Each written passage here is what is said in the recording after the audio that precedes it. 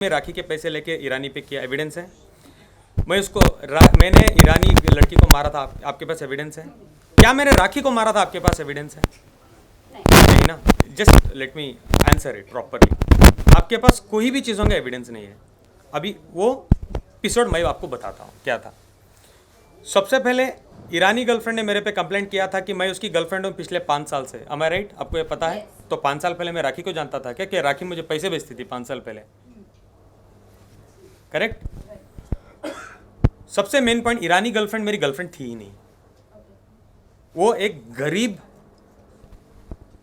Iran में बहुत कुछ क्राइसिस चल रहे थे, बहुत ज़्यादा क्राइसिस चल रहे थे ईरान में। उस टाइम में मैं उसको मिला। मैं ईरानी कम्युनिटी के साथ बहुत जुड़ा हुआ इंसान हूँ। I was also a president for Irani community in Mysore city. इस तरीके से मैं उसको जुड़ा। 6-7 महीने में उसको जानता था। एक फाइन डे मुझे कोलंबिया एशिया हॉस्पिटल मैसूर 2018 में मुझे कॉल आता है, पता चलता है कि वो लड़की एडमिटेड है, तुम्हारी दोस्त है वो एडमिटेड है। मैं जाके फ़ौरन जाता हूँ, एज अ दोस्त या ह्यूमन बीइंग में जाता हूँ और मैं पता करता हूँ क्या होता है। She had committed suicide by eating clonazepam tablets 20। जो भी मैं कह रहा हूँ, प्लीज़ आपको डाउट है तो इस लास्ट के बाद बोलना आदिल पूरे एविडेंस चाहिए। I have every evidence. जो एविडेंस मेरे पास नहीं है मैं उसके बारे में बात ही नहीं करूँगा। आप प्लीज़ उसको झूठ भी कंसिडर कर लेना अगर मैं नहीं दूँ तो। ये सारे एविडेंस हमने मैसूर कोर्ट के सामने भी रखे और एक कॉपी में दिखाऊंगा भी। 20 क्लोनाज़ेपाम खा चुकी थी। मैं जाके पहुंचा, मैं उसको अंडरस्टैंड किया कि क्यों ऐसा किया। तो मुझे 2 दिन पहले मिली थी मेरे आइसक्रीम पार्लर, मेरे रेस्टोरेंट में। I had a very nice restaurant in Mysore उस टाइम में। तो मुझे उसने बताया कि ईरान के क्राइसिस चल रहे थे। वो सच था, ईरान के साथ क्राइसिस चल रहे थे। उसकी माँ बीमार थी और उसके फीस 1 साल से पेंडिंग थे कॉलेज में, और उसके रेंट्स उसके जहाँ रहती थी वहाँ 6 महीने से पेंडिंग थे। तो पूरा मिला के फाइनेंशियल्स उसके सर पे आ गए थे। घर वाला बोल रहा था घर छोड़ दो, कॉलेज वाले बोल रहे थे वी विल रेस्ट्रिकेट यू। तो उसने ये स्टेप लिया। आई प्रॉमिस्ड हर दैट टाइम कि रोशिना, आज के बाद जो भी आपकी एक्सपेंसेस है नेक्स्ट 14 मंथ्स के लिए, जब तक आप इधर हो मैं देखूंगा। आपके कितनी भी फीस पेंडिंग है मैं भर दूंगा, प्लस तुम्हारे माँ के ट्रीटमेंट्स के लिए। तब उस टाइम में सिचुएशन ऐसी थी, मैं थोड़े पैसे भी अगर इंडिया से भेजूँ तो बहुत बड़ी रकम हो जाती थी ईरान में। मैं पैसे भेजता था, उसका रेंट भरता था। क्लोज टू मुझे लगता था मैंने 20 लाख रुपए खर्चे हैं जब मैं अंदर बैठा था, जेल में बैठा था। अब जब मैं बाहर आया, जब मुझे कोर्ट में डॉक्यूमेंट सबमिट करने थे एक्चुअली बेल के बाद, जब मेरा ट्रायल स्टार्ट होगा, तब मुझे पता चला कि मैंने 31 लाख रुपीज़ उस पर खर्चे हैं आज की डेट तक, लास्ट दिसंबर तक। 1 second I will come there. 31 lakh rupees मैंने ऑलरेडी खर्ची थे ईरानी लड़की पे। वो मेरी दोस्त नहीं थी, मैं एक हमदर्द बोल सकते हो आप। हाँ, अब ये भी बोल सकते हो कहीं एक पॉइंट पे मुझे उस लड़की पे थोड़ा सॉफ्ट कॉर्नर भी था। आप उसको गर्लफ्रेंड नहीं बना सकते। अगर वो मेरी गर्लफ्रेंड होती, जो स्वभाव मैं रखता हूँ, जो नेचर का मैं लड़का हूँ, मैं इसमें ये भी बोलूँगा कि when it comes to girl मैं बहुत अच्छा हूँ, बहुत रिस्पेक्ट करता हूँ।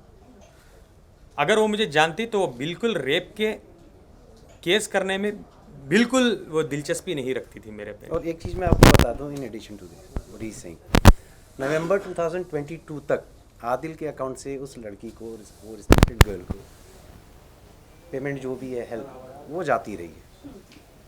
शादी के बाद राखी को ये बात मालूम हुई, ठीक है, शुरू में शी वॉज गुड कि ठीक है यू आर हेल्पिंग समवन, लेकिन एक टाइम के बाद शी स्टार्टेड ऑब्जेक्टिंग कि तुम अपना पैसा दूसरे क्यों दे रहे हो। अब नीचे बैठ तो जाओ। आप देखोगे कि नवंबर 2022 के बाद आदिल ने पैसा देना बंद कर दिया था, बिकॉज इसका सारा इन्वेस्टमेंट राखी की तरफ डाइवर्ट हो गया था, जो भी अमाउंट था। उसके बाद लड़की ने जो कहा है वहाँ पे एफआईआर में कि 2 साल पहले ये सारा सो कॉल्ड इंसिडेंस हुआ था।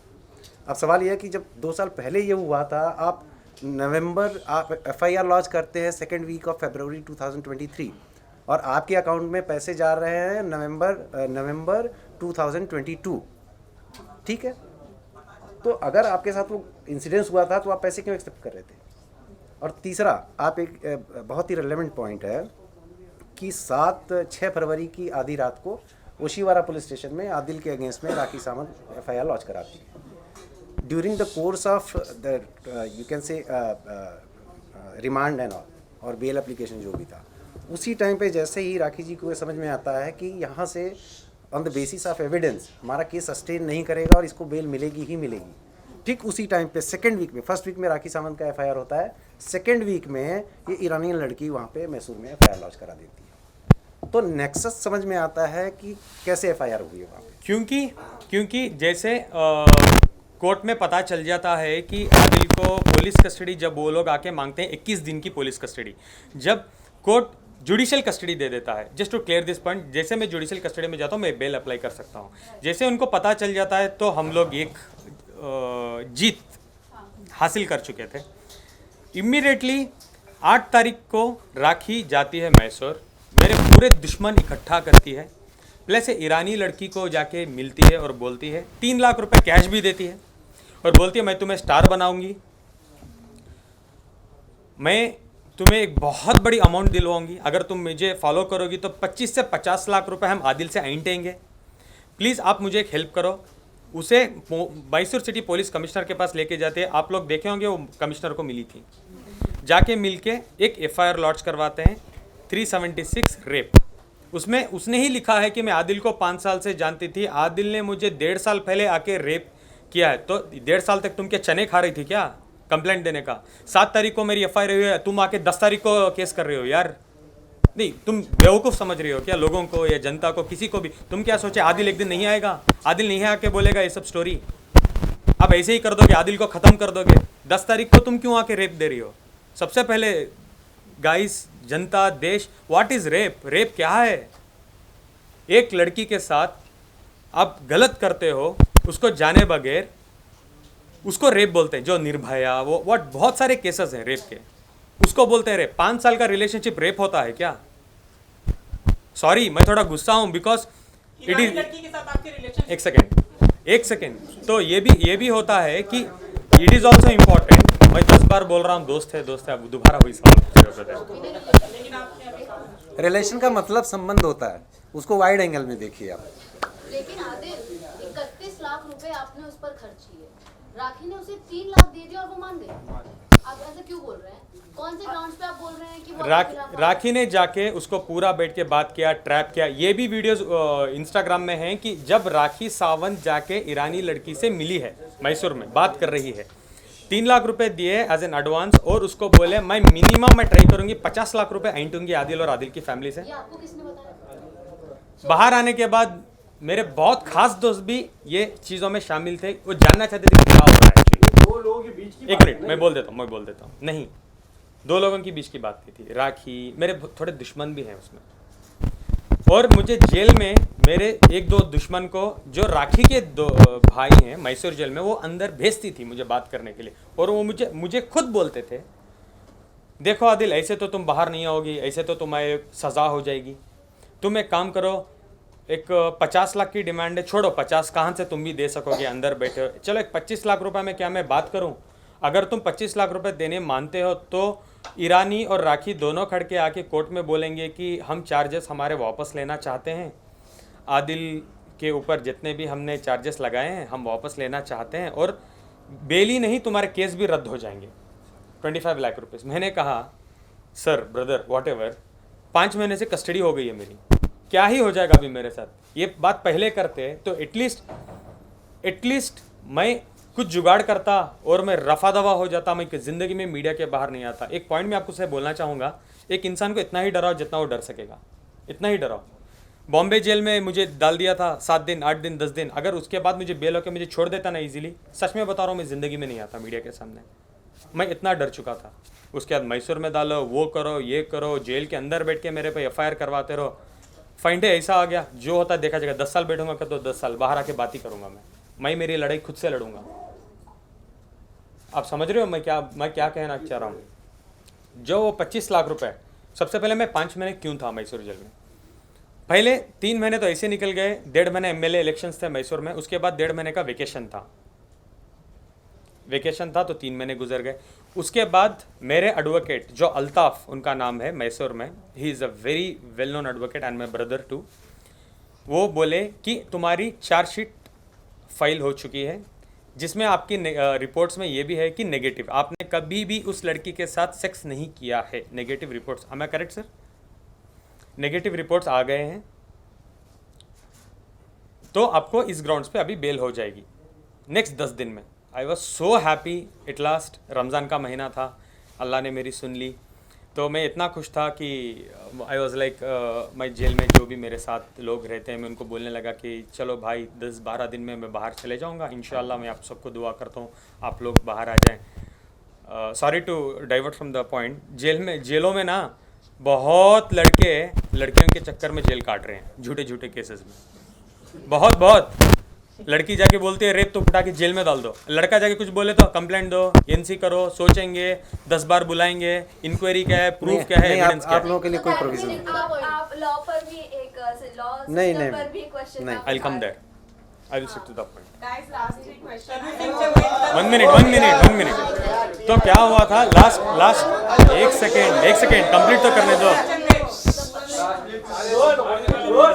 तनु चाहते हैं कि बात करिए आदिल। अब रेप का कट करके तनु पे जाऊँ क्या?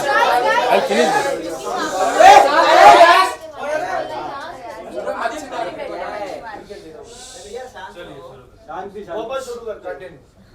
तो लास्ट 10 दिन थे मेरे, तो मेरे वकील बोले बहुत अच्छी बात है, अभी तुम्हारी बेल हो जाएगी, अब तुम बाहर आ जाओगे। तो वो हो रहा था। उसके बाद क्या हुआ, सडनली एक बंदा आते हैं जेल के अंदर एंट्री लेके, राखी के सो कॉल्ड ब्रदर हैं वो। मुंह बोले राखी के तो बहुत भाई हैं, वो तो छोड़ो 1000 की तनख्वाह में है, भाई भी बनते हैं, वो छोड़ भी देती है। भाई का नाम क्या था? नहीं बता सकता, I am sorry, legally I am not allowed to tell. और मैं फेक पब्लिसिटी किसी को देना नहीं चाहता, ये फेक आदमी आप बना उनको पब्लिसिटी में देना नहीं चाहता। मैं बता दूं, राखी का ये आदमी था, श्योर है? ऑफ कोर्स बहुत अच्छे दोस्त हैं, और वो बहुत सारे मैसूर के वीडियोस में अवेलेबल हैं राखी के साथ, जो उनको सपोर्ट कर रहे हैं। हम आपको न्याय दिलाएंगे, सबसे पहले मुझे दिला दो न्याय, उसके बाद राखी को दिलवाओ। नहीं हाँ वही। तो क्या हुआ, वो आके मुझे बोले कि राखी, इम्पोर्टेंट है सुनना प्लीज़, राखी और रोशिना दोनों जो ईरानी लड़की है दोनों रेडी हैं कि पूरे चार्जेस वापस ले लेंगे, आप एक बार उनको फ़ोन करो। मैंने कहा सच में बोल रहे हो आप? उन्होंने बोला हाँ, वो बिल्कुल आके कोर्ट में खड़ के ये बोलने के लिए तैयार हैं कि आदिल निर्दोष है और हम ये चार्जेस वापस लेंगे या वॉट एवर इट इज़। तो मैं बहुत खुश हो गया। मैंने वहाँ से सबसे पहले मेरे एडवोकेट को कॉल करके बोला क्या ये हो सकता है? उन्होंने बोला हाँ, अगर वो आके बेल के दिन में बोलते हैं तो हम बहुत अच्छा होगा, केस भी आपका रद्द करवा देंगे, हम ट्राई करेंगे कि रद्द हो जाए। तो मैंने सबसे बड़ी गलती क्या की, जेल के सुप्रिटेंडेंट के पास मैंने रिक्वेस्ट किया। जेल में एक्चुअली फ़ोन कॉल सिस्टम होता है, एक्चुअली होता है, मैसूर में है ये फैसिलिटी, मैसूर में है, हर दूसरे दिन हम कर सकते हैं। लेकिन वो देने से पहले वो फ़ोन करके उन आगे वाले को पूछते हैं क्या आप बात करना चाहते हो, वो परमिशन देते हैं, वो बोलते हैं हाँ हाँ हम आदिल से बात करना चाहेंगे, तो वो कनेक्ट करते हैं, मैं बात करता हूँ। राखी जी मेरे से 10 मिनट बात करती है और ईरानी गर्लफ्रेंड वो जो लड़की को भी लेते हैं, कॉन्फ्रेंस में लेते हैं, सो कॉल्ड गर्लफ्रेंड करके ही तो एफआईआर दिया था ना, इसलिए एफआईआर में तो वही लिखा था ना। एक्चुअली आप लोगों ने इतना रिपीट कर दिया ना। तो प्रॉपरली उन्होंने बात कर रहे थे फ़ोन में, तो properly they were talking to me कि क्या हुआ, छोड़ो, हम चाहते हैं रमज़ान का महीना है, आप बाहर आ जाओ, आप ईद आपके पेरेंट्स के साथ गुजारो, हम बिल्कुल चाहते हैं आप बाहर आ जाओ। I was very happy. तो मैंने कहा ठीक है 12 तारीख को मेरी डेट है, आप आओगे? बोले कि हाँ हाँ हाँ हम लोग आने वाले हैं। मैंने डिस्कनेक्ट किया, दोबारा मैंने वकील को कॉल करके बोला, उन्होंने बोला ठीक है 12 तारीख को आ रहे हैं, वेल एंड गुड। 12 तारीख एंड ऑफ द डे आ गई, 7 दिन बाद थी 12 तारीख। आई वॉज सो एक्साइटेड, जितने भी मेरे कपड़े वपड़े जो भी मेरी चीज़ें थे I collected in a bag, मैंने तैयार रखा बिकॉज मेरी रिहाई का टाइम है। 12 तारीख को शाम को मैं जाता हूँ, मेरे वकील को कॉल करके बोलता हूँ, मुझे पता चलता है मेरा वकील मेरे पे चिल्ला रहे हैं और बोल रहे हैं तुम पागल हो क्या, तुम वो हो, तुम ये हो। बोल रहा हूँ क्या हो गया? बोल रहे हैं वो लोग आए थे, जो लड़की है ईरानी लड़की वो आई थी, लेकिन उसने ने बयान दिया कि उसने तुम्हारे पे एक एडिशनल एफआईआर किया है सेइंग कि आदिल फ़ोन इस नंबर से फ़ोन करके मुझे थ्रेट कर रहा है, मैं बाहर आके मारूंगा, कुचल दूंगा, जान से मार दूंगा। एक और एफआईआर मेरे पे लॉन्च होता है। जैसे वो नेगेटिव रिपोर्ट देते हैं जज को कि आदिल को आप बेल दे सकते हो, रिपोर्ट्स नेगेटिव है, जज साहब बोलते हैं ये तो ठीक है, लेकिन उन्होंने ये फ़ोन किया है ये इस ग्राउंड्स पे मैं बेल नहीं दूंगा, प्लीज़ आप हाई कोर्ट जाओ। Without any evidence? एविडेंस तो था ना, लीगल सुप्रिटेंडेंट का नंबर, गवर्नमेंट नंबर था। जेल में से जब बात कर रहे हो तो जो सुप्रिटेंडेंट या जो भी तभी जो भी ऑफिसर बैठता है वो उसके सामने ही आपकी बातचीत होती है, राइट? कॉल पर ऑफ कोर्स, हाँ। आप ऐसे ही तो हाइड करके बात नहीं कर बिल्कुल, सकते हो। हाँ। तो उस वक्त वही टाइम पर जो भी वहाँ पर ऑफिसर थे जिसके सामने आप बात कर रहे थे, प्रेजेंट ऑफिसर के सामने, क्या उन्होंने भी कोई आपके लिए गवाही नहीं दी कि गवाही- इनफैक्ट क्वेश्चन भी वही है ना नहीं कि गवाही तो देंगे सर, सॉरी। जेल अथॉरिटी के सामने हम किसी को धमकी कैसे दे सकते हैं? एंड सबसे बड़ा सवाल यह है कि जेल अथॉरिटी हमको अलाउ ही नहीं करेगी। जेल अथॉरिटी हमको अलाउ ही नहीं करेगी। जैसे ही हमने स्टार्ट किया थ्रेटनिंग, वो तुरंत कट ऑफ करेंगे और अप्रोप्रिएट एक्शन लेंगे। सो जेल अथॉरिटी ने अगर कोई, देखिए अगर कोई लेडी आपको जो लॉ के प्रोविजंस हैं, प्रिंसिपल ऑफ लॉ, वो आपको पता है कि कोई भी लेडी अगर जाती है पुलिस स्टेशन में और कहती है कि ये अपराध हमारे साथ हुआ है, तो एटलीस्ट एफआईआर हो ना हो लेकिन एनसी तो हो जाएगी। आज आप जाएंगे पुलिस स्टेशन में, एनसी हम अग्री कर सकते हैं, बट एफआईआर सो वटेवर, लेकिन कोर्ट में जब हम बेल एप्लीकेशन करते हैं तो इसका एक नेगेटिव इम्पैक्ट जाता है। कोर्ट बहुत डीप में नहीं जाता।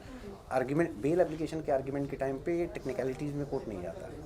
वो प्राइमा फेसी ये थोड़ा सा अपने केस को डैमेज करता है और उनका पर्पस ही ऑफिसर ने उसने अपने ओहदे का गलत इस्तेमाल नहीं किया, उसको जांच करनी चाहिए ना कि भाई धमकी कहाँ से दी गई है। देखिए क्या होता है ना कि बहुत सारे मैटर ऐसे हैं कि जांच करने के लिए राखी जी तो इतना सेंसेशन भी कर देती है कि वो जांच का पहले तो एफआईआर ले लेगा। वो तो एफआईआर होने से पहले आके मीडिया के साथ खड़ी हो जाती है, देखो मैं आदिल पे क्या कर रही हूँ, आदिल मुझे डांट रहा है, गाली दे रहा है, मार देगा। वो भी क्या करेंगे ऑफिसर्स भी? That doesn't affect the law.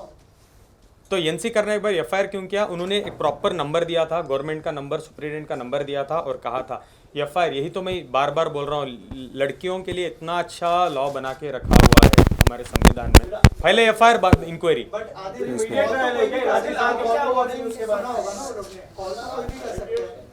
अभी इन्वेस्टिगेशन उसकी चल रही है, वो केस भी मेरे पे रद्द हो जाएगा बिकॉज अभी वो जो ऑफिसर को भी बुलवाएंगे, वो आके बोलेंगे कि नहीं आदिल ने कोई धमकी नहीं दी थी। ये सब इन्वेस्टिगेशन चल रहा है। अभी उन्होंने भी चार्जशीट मुझे लगता है 2 दिन पहले फाइल की है कि उसको जो बी रिपोर्ट बोलते हैं, क्या सर उसको, बी रिपोर्ट, बी समरी हाँ बी समरी वो करने वाले हैं कि ये एक झूठा केस है। खैर राहुल रावत ने ऐसे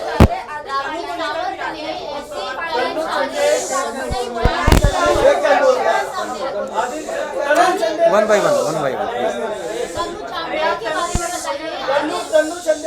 बताइए। एक राखी ने पूछे कि बहुत सवाल किया खराब किया गया है। आपके काफी सारे voice messages, Instagram chats, WhatsApp chats भी राखी सावंत ने शेयर किए आपके फोन से। तो आपकी आवाज तो झूठी नहीं हो सकती, या वो भी एआई जनरेटेड? सबसे पहले तनु चंदेल की जो आप मुझे सवाल पूछ रहे हैं, हाँ मेरी दोस्त है, हम एक प्रोजेक्ट में साइन थे, हम एक प्रोजेक्ट साथ में कर रहे थे, कास्टिंग डायरेक्टर में हमने साइन किया था, हम रिहर्सल्स के लिए मिलते थे, ये सब था। और जो भी राखी ने आपको पिक्चर्स दिए हैं वो राखी का कोई स्पाई कैमरा नहीं था, मैं ही पिक्चर्स क्लिक करके राखी को भेजता था बिकॉज वो मेरी वाइफ है कि राखी मैं यहाँ हूँ, मैं ये कर रहा हूँ, मैं वो कर रहा हूँ। और तनु चंदेल से राखी 1-2 बार मिल भी चुकी थी, मैंने उनको ऑलरेडी मिलाया भी था कि राखी मैं इनके साथ काम कर रहा हूँ। राखी ये चीज़ों को ठीक तरीके से जानती थी कि क्या होने वाला है। राखी ने इसको प्रॉपरली ऐसे पोर्ट्रे किया कि आदिल की गर्लफ्रेंड है चंदेल और व्हाटएवर, और उसने मीडिया में डाला और व्हाटएवर शी डिड। क्यों? जब मैं था तब करना था ना, जेल में भेजने के बाद तुम ये क्यों कर रही हो, फ्रेम कर रही हो? अगर मैं अभी भी बोल रहा था राखी को, अगर तुम में सच्चाई थी तो तुम एक अच्छे कॉन्फ्रेंस बुलाती, बैठ के मुझसे बात कर लेती, डिबेट कर लेती। तुमको क्या इतना ज़रूरत था कि तुम मुझे सबसे पहले जेल भेजो और पीठ पीछे बोलो कि आदिल वहाँ से आवाज़ ना उठा पाए? अच्छा, सबसे बड़ी बात एक और थी कि जब ये केस चल रहा था तो जितना भी एलिगेशन राखी जी करती थी आप लोग सामने, जो भी एविडेंस प्रूफ सामने आप लोगों को देती थी, तो this is the matter of great surprise कि जब मैटर चल रहा है, प्रॉपर अथॉरिटी कौन है उसको, या तो इन्वेस्टिगेटिंग एजेंसी है, ऑनरेबल कोर्ट है। आपको वो सारे एविडेंस जो भी इनके अगेंस्ट में थे, आपको या तो पुलिस को सब सबमिट करनी चाहिए या तो अपने लॉयर को देके कोर्ट में सबमिट करना चाहिए था। तो उसमें से एक भी एविडेंस कभी कोर्ट के सामने ना आया, ना ही पुलिस के सामने वो आया। कह रही थी कि आप सूटकेस से सामान निकाल के तनु के यहाँ रहने चले गए, वो क्या था? And also there were chats in which you were telling Tanu that आप बहुत जल्द राखी से डिवोर्स लेके उनके साथ शादी करेंगे या उनके चैट्स, साथ- क्या आप वो मुझे चैट्स प्रूफ कर सकते हो? क्या वो मेरा नंबर था, आप मुझे प्रूफ कर सकते हो? राखी ना इतनी स्मार्ट मास्टरमाइंड क्रिमिनल है ना, वो नंबर वही रहता है, एडिट में जाके नाम बदल देती है, चन्नू तंदेल, आदिल खान दुरानी, मैं जान, आदिल 1। ये बहुत अच्छे से खेलती है, उसको पता है क्या करना है। वो मेरा नंबर है क्या? वही चैटिंग कर दे, दोनों फोन उसके ही, तनु भी राखी, आदिल भी राखी, एविडेंस आदिल। ये राखी ने क्यों नहीं किया जब मैं बाहर था यार? आप गए थे क्या? आदिल इनको पीछे खड़ा दो कहीं। आदिल, एक question ही यही सवाल दोबारा आप मुझे पूछते हैं तोड़ के, वही सवाल। लास्ट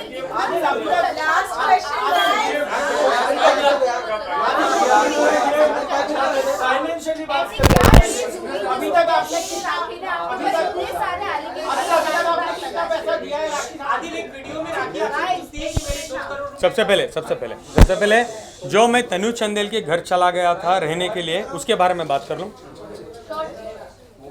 जैसे मुझे पता चला था यूके में,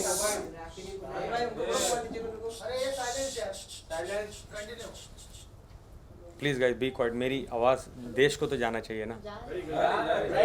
जैसे राखी को पता चला था कि मेरे पास बहुत कुछ एविडेंसेस है, अभी मुझे पता चल गया है रितेश सिंह के बारे में एवरीथिंग। जब हमारा झगड़ा होता, राखी ने खुद मुझे मेरे कपड़े फेंके और बोले घर से गेट आउट हो जाओ। ये मेरे पास एविडेंस है। ये देखो, राखी ने मेरे कपड़े फेंक दिए हैं घर के बाहर। ये आपने रिकॉर्ड किया है? ऑफ कोर्स मैंने रिकॉर्ड,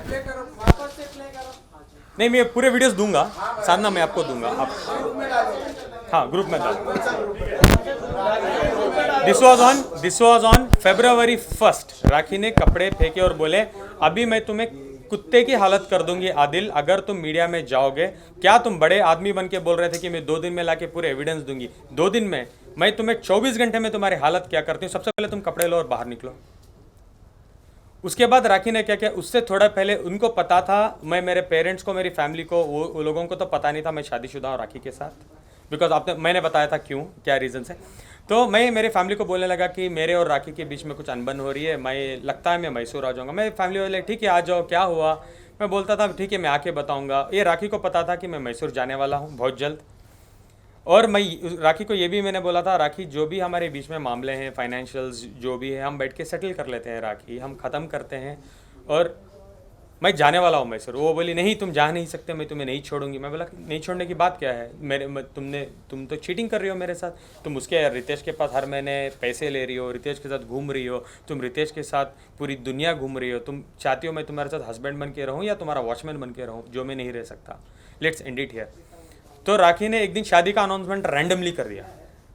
एक दिन मैं सोया, सवेरे उठ के देखता हूँ 104 कॉल्स मेरे मॉम के, मेरे डैड के, मेरी आंट के, मेरी बहन के, मेरी पूरी फैमिली कॉल कर रही है। तो जब एक इंसान को ऐसे फ़ोन आते हैं, आप क्या समझते हो कि फैमिली में कुछ इंसिडेंट तो नहीं हो गया, तो इतने कॉल कर रहे हैं। सबसे पहले मैं मेरे मॉम को कॉल किया तो कॉल वेटिंग था, सेकंड आंट को किया तो कॉल वेटिंग था, थर्ड मेरे डैड को मैं यूजुअली बहुत डरता हूँ, ज़्यादा बात नहीं करता हूँ उनसे, तो मैंने नहीं किया। तो थर्ड 1-2-3 मिनट तो थे मेरे पास। आई ओपन इंस्टाग्राम, देखता हूँ तो बम्बार्ड हो चुका है Instagram, Adil is married to Rakhi Sawant, tags, वो ये एवरीथिंग। तो आपको पता होगा उस टाइम मैंने डिनाई कर दिया था for a short time. Do you remember? नहीं, आई एम नॉट मैरिड। देखता हूँ घर में राखी नहीं है, राखी बाहर है। मैं जाके राखी को जाके मिलता हूँ, कहाँ हो? बोलती है वाई नॉट फिटनेस में नीचे हो, आ जाओ। मैं जाके जैसे राखी को मिलता हूँ, राखी का एक वर्ड था मुझे, बताती हूँ राखी सावंत अभी क्या है, डील करो। अभी तुम फैमिली के पीछे कुत्ते बनोगे या मेरे पीछे या पब्लिक के पीछे, अभी दिखाती हूँ मैं क्या चीज़ हूँ। अभी स्टार्ट होगा आदिल तुम्हारी ज़िंदगी। उसके बाद जैसे मेरे माँ ने कॉल किया, लिटरली मेरी फैमिली ने मुझे डिसोन कर दिया, बोला तुम इतने बड़े झूठे हो, तुम फ़ोन करके बोल रहे हो राखी के साथ मेरी नहीं जम रही आती, तुम हमारे एक लौटते परिवार के बेटे हो, तुमने शादी कर ली, खुद के पेरेंट्स को नहीं बोलना सही समझा, हमको नहीं इनवाइट किया। इतना बड़ा ज़िंदगी का डिसीजन, तुम्हारी 27 ईयर्स की ज़िंदगी का, हमारी एक अरमान होती है कि हम मरने से पहले हमारे बच्चे की शादी देखें, और तुमने शादी भी कर ली। और इस 1 साल में तुम कितने बार मैसूर आ रहे हो, आपको एक बार भी नहीं लगा तन्हाई में कि मैं मेरी माँ को बता दूँ कि मैं शादीशुदा हूँ और कन्विंस कर लूँ, बेग करूँ, माँ से समझूँ, जो भी करूँ, झगड़ा करूँ, माँ को एटलीस्ट समझाऊँ कि मैं शादीशुदा हूँ। ये हालत मेरी मैसूर की हो चुकी थी। पूरी दुनिया मेरे पीछे, नेगेटिव कमेंट्स, गालियाँ, इतनी बड़ी बड़ी गालियाँ, मीडिया मेरे पीछे। उस दिन रात को राखी मेरे कपड़े भी फेंक देती है बाहर और बोलती है गेट आउट, तुम जाके मेरा और रितेश का प्रूफ करोगे, अभी देखो मैं तुम्हारे साथ क्या करती हूँ। Let me complete, don't ask me any question, I want to complete this. Rakhi की एक दोस्त है, so called friend, Rajshri madam, जिसको मैं घर के बाहर मेरे कपड़े सब कुछ मेरे कार में रख रहा हूँ, दुख में वो अच्छी दोस्त की तरह प्रिटेंड करती थी। मैंने उनको कॉल किया और बोला राजश्री, मुझे तो राखी ने बर्बाद कर दिया है। अभी देखो मैं राखी के साथ क्या करता हूँ। और राखी रितेश से बात कर रही है, घूम रही, ये नहीं, मुझे ये भी पता है कि राखी रितेश के साथ शादीशुदा है, ये मुझे पता था। तब मेरे पास एक ही एविडेंस था, सारे नहीं थे, एक एविडेंस था मेरे पास। अभी जाके मैं मीडिया में बताऊंगा। मीडिया से पहले मैं कोर्ट जाऊंगा, क्योंकि मुझे मीडिया ट्रेल नहीं चाहिए। मैं लीगली जाऊंगा और राखी को अंदर करवा दूंगा। ये राजश्री मैडम कट करती है और उनको फ़ोन करके बोल देती है राखी राखी राखी राखी राखी। बताओ, राखी मुझे नेक्स्ट दिन बहुत प्यार से बुलाती है, आदिल आप कहाँ हो, आओ 1 मिनट आ जाओ, कुछ सॉर्ट आउट कर लेंगे, बात करेंगे। तो मैं गया रेस्टोरेंट, वो येलो कलर के कपड़े पहन के, जहाँ लास्ट टाइम मिला था हमें। खाना वाना खिलाया राखी ने और बोला क्या करना चाहती हो, तुम बताओ तुम्हारे तरीके से। मैंने बोला सबसे पहले राखी, हमारा रिश्ता बहुत ख़राब हो चुका है, मुझे लगता है मुझे थोड़ा टाइम के लिए मैसूर जाना है। एक 2-3 महीने का हम लोग ब्रेक लेते हैं इस रिश्ते से, फिर हम बैठ के सोचेंगे हमको क्या करना है। अच्छा, तुमको डिवोर्स नहीं चाहिए? राखी, बहुत फास्ट चीज़ें हो रही है, तुम रोज़ हर घंटे में मेरे पे बॉम्ब फोड़ रही हो, ब्रेक ले लेते हैं। राखी, मुझे ये नहीं पता था राखी मैडम को तो ब्रेक नहीं चाहिए, उनको कंट्रोवर्सी को बड़ी करनी है। मैंने कहा राखी से मैं जाना चाहता हूँ, राखी प्लीज़ मेरे पासपोर्ट, मेरी चेकबुक, साइन चेकबुक राखी के पास थी घर पे, मेरे बॉन्ड्स घर में थे, जैसे जो मेरे डॉक्यूमेंट मेरे वाइफ के पास रखता हूँ, मेरा पासपोर्ट। मैंने कहा मेरी एक डायमंड रिंग थी, थोड़ा कैश 1,25,000 1,30,000 था, तो मैंने बोला थोड़ा कैश भी दे दो मुझे, मैं मैसूर जाना चाहती हूँ। वो बोली, रात थी 10 साढ़े 10 बजे, उस दिन रात में हम मिले थे। तो राखी बोली कि सवेरे आके लेके जाओ। मैं बोला अब क्यों नहीं, 2 मिनट तो लगेंगे देने के लिए चीज़ें। बोली कि नहीं नहीं नहीं, सवेरे आ जाओ। अभी तुम ये बताओ, जाने से पहले तुम रितेश और मेरे बारे में कहीं कुछ बोलोगी तो नहीं? नहीं राखी, मुझे लगता है मैं बताऊंगा, मैं डिले करूंगा लेकिन मैं बताऊंगा, एक ना एक दिन बताऊंगा, क्योंकि तुमने मेरे बारे में बहुत गंदगी कर दी है। अच्छा ठीक है छोड़ो, तो वो तुम्हारी मर्जी है, तुम जो भी करो, ठीक है आप आ जाओ। कहाँ आ जाओ? घर आ जाओ। 10:30 थे सवेरे मॉर्निंग। आई कॉल्ड हर, राखी क्या हुआ? मैं तो तुम्हारा 9 बजे से इंतज़ार कर रही हूँ यार, फटाफट आओ, सब कुछ लेके जाओ, कॉल कर रही हूँ, तुम्हारा नंबर भी बंद आ रहा है। मैंने बोला सॉरी, मेरे पास चार्जर भी नहीं था, चार्जर्स भी मेरे आपके घर में पड़े हैं, मैं आता हूँ। 10:50 मैं घर पहुँचा, डोर खुला, देखा मेरे पूरी चीज़ें टेबल पे थे। मैं गया, मेरी चेकबुक सब देख रहा था, साइन चेक्स, मैं तो बोल रहा इतने सारे चेक्स मैंने साइन किए, ठीक है ओके, मैं सब कुछ ले रहा था।